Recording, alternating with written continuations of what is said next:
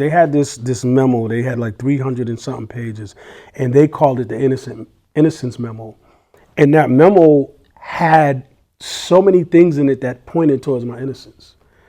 And Florence, being again an investigative journalist and very persistent, stayed on Lisa Kavanaugh, who was the director of CPCS Innocence Project. And she stayed on until she got a meeting. And when she went in there with the meeting and she hit her with that 300-page memo, Lisa, when she read it, she said, "We're taking this case." Right. So I had CPS Innocence Project taking my case. Okay. And of course, the New England Innocence Project ended up getting involved as well. And it was, and from there, the fight was on, man. As you know, I don't really like to get into it because it's still, like I said, Commonwealth versus Steve Pina, but to the extent. It ended up being prosecutorial and police misconduct. Okay. So there was some information that was withheld that should have been turned over that wasn't. And again, these students did it. They pulled it up, man. And that allowed me to be able to file a Rule 30 under a miscarriage of justice. Okay. I wish I could talk more about it, but that's what ultimately led to it. Now, is this something, did you get released? Did you have to go to court and get released from court that day? Like, walk me through that day. Understand, COVID was going on. COVID was going on, so every one of my court appearances, when that happened, were via Zoom. And I remember having scheduled a Zoom, and I think the Zoom was supposed to be on a Friday. And my lawyer I called my lawyer, and he was like, "Yeah, the judge postponed it," which again, I'm pissed off. Like, damn, man. But he was like, he postponed it because he wants you to be in front of him. He wants them to bring you in person. And I'm like, for what? He's like, listen, this could be a good thing. I remember getting in the shower that morning. Usually when you go to court, you throw on your best visiting clothes. Man, I threw on my Timberlands, I threw on my my state jeans and my chambray shirt, brother. Right. You know what I'm saying? And I was like in the shower, and I'm saying, yeah, man, I'm gonna be taking the shower tonight, man. I'm not even going, you know what I mean? Mm-hmm. And I remember getting to court and the lawyer coming up, and I'm like, man, am I here just for him to give me another date, man? Like, you know what? Like, every time we come to court, every time we got a Zoom, it's just another date. Yep. So they bring me down.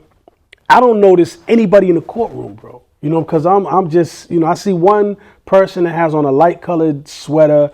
I found out who it is later. But other than that, I didn't see anybody. I sit down, and judge comes in. And the first thing he says is, "Yeah, we're going to do this date. I heard the date, man, and I said to myself, this motherfucker, man. And I just I didn't hear nothing for at least 30 to 45 minutes of him talking. And then I remember him saying, because we had filed this, what they call motion to stay, and he had denied it previously. So I hear him say, "Okay, now, is there anything else?" So I kind of paid attention. He said, "We're going to address the motion to stay. You have one of those pending." The lawyer's like, "Yeah." He says, "Well, as for the motion to stay, I'm going to grant that, and I'm going to release you today." So after he said that, brother, I didn't hear nothing else again. And he goes into the whole thing, and I dropped my head. Some tears came down. My lawyer got his hand on my shoulder, and I can feel him shaking. And I'm saying to myself, yo, did this dude just say I'm going home today, man? Like, I just couldn't. And all I remember was,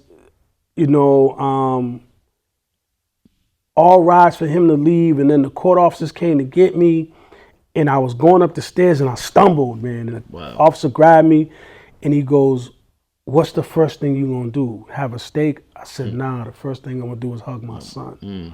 Because this would have been the first time I'm able to hug my son outside of prison. Wow. So I'm up in the holding cell, man, and I'm sitting there, and I'm anxious, like, yo, when they gonna come open the door? And I'm sitting down. I get up. I walk to the, walk to the holding cell, and I'm like, sit back down. Tears are coming down, and I'm like, yo, are they gonna hurry up? And then it hit me. You going home today? Wow. Got up. I walked to the door. Stood at the door, and I said, you going home today. And I realized, I don't care what time they come to open this door, bro. I'm going home today. By this time tomorrow, I'm going to be home. It'll be a memory. Everything so, I just bro, went through. They come upstairs, man. When they come up, I come out the holding cell and I sit on the bench for them to put the shackles on. Mm-hmm. You know, because that was the normal Right. routine.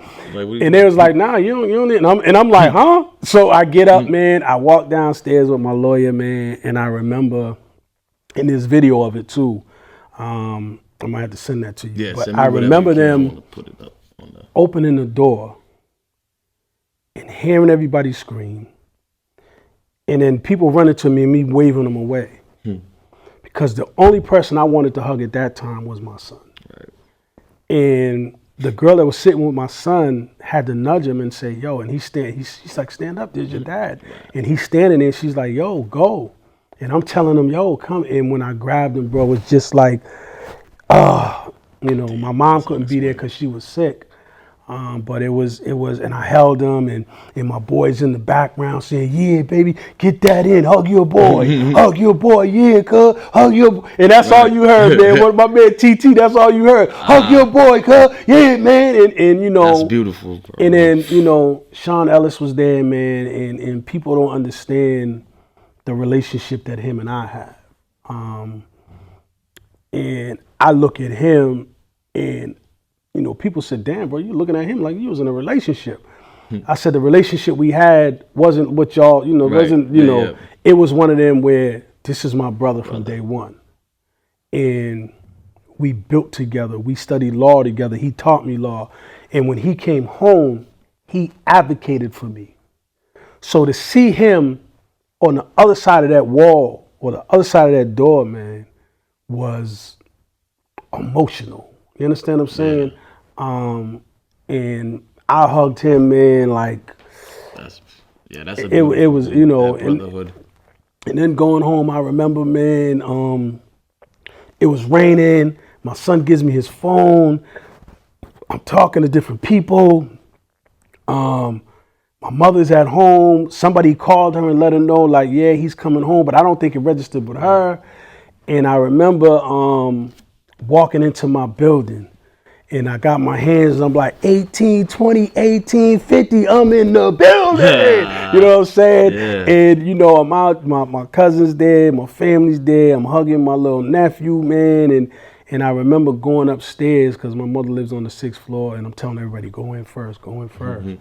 And everybody goes in, and I can hear my mother like, oh, you here too? And she's hugging everybody. I come to the door, and I'm sitting there like at the door like this, like, yeah. So the last person goes in, and my mother said, oh, you here too, you know? And then I walk in. And she just like, oh God, my baby. And you know, and it was just a whole nother thing. And you hear again, that's right, dog, get it in, cuz. You know what I'm saying? And like, she's, oh, my baby's home, I can't believe it, I can't believe it. And it's like, you know, just that. And then there was so many people in the house. I didn't know, like, remember, like, who was actually there until I looked back at the video, man. But it was a hell of a feeling, man.